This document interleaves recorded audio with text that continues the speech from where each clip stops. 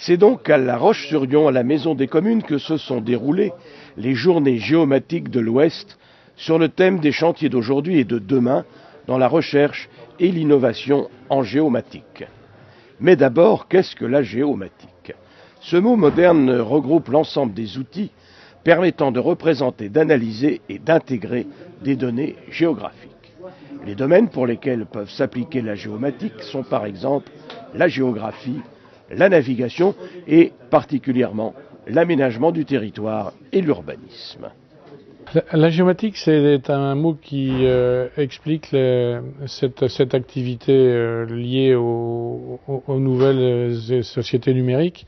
C'est à la fois de l'informatique et de la géographie. C'est la manière de consulter et d'analyser des cartes en les superposant, en ayant à la fois, comme on le voit ici, ou bien une photo aérienne, et sur cette même photo aérienne, l'analyse de la carte routière et même des parcelles avec les maisons et les routes et les réseaux. C'est cette addition des informations sur une même carte qui permet à ceux qui gèrent un territoire, comme les élus ou comme les responsables économiques, d'avoir une idée, un meilleur diagnostic du territoire et de prendre les décisions dans de bonnes conditions.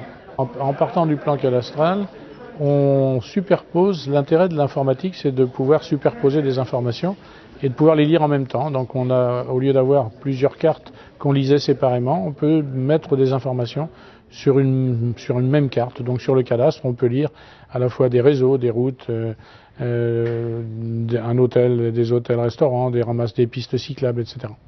François Leprince, président du réseau géomatique de l'Ouest, est un des organisateurs principaux de ces rencontres lyonnaises.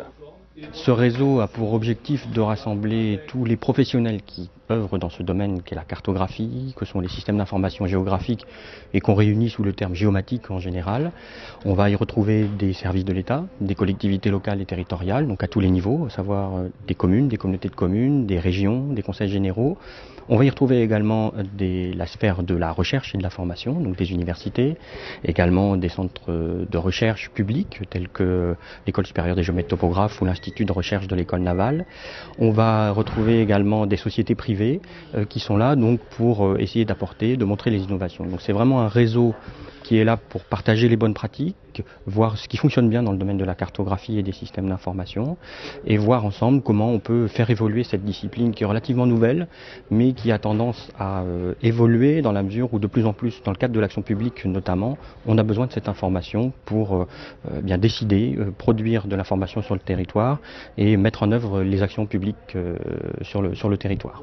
Pour les entreprises, c'est aussi l'occasion de détecter des projets, de se rencontrer et de rencontrer différents prospects pour voir un petit peu ce qui va se passer, quels sont les chantiers de demain, quelles sont les productions de demain dans le domaine de la prestation de services en cartographie. Alors, la prestation de services, ça va être à la fois produire des données ou mettre en place des infrastructures, c'est-à-dire des systèmes, des logiciels qui vont permettre de diffuser les données sur des sites internet par exemple, et également d'exploiter des données particulières comme le cadastre, comme les réseaux routiers, comme les bornes à incendie par exemple. Beaucoup d'interventions au sein des ateliers qui ont émaillé ces journées géomatiques, soutenues par parenthèse par l'État et la région des Pays de la Loire.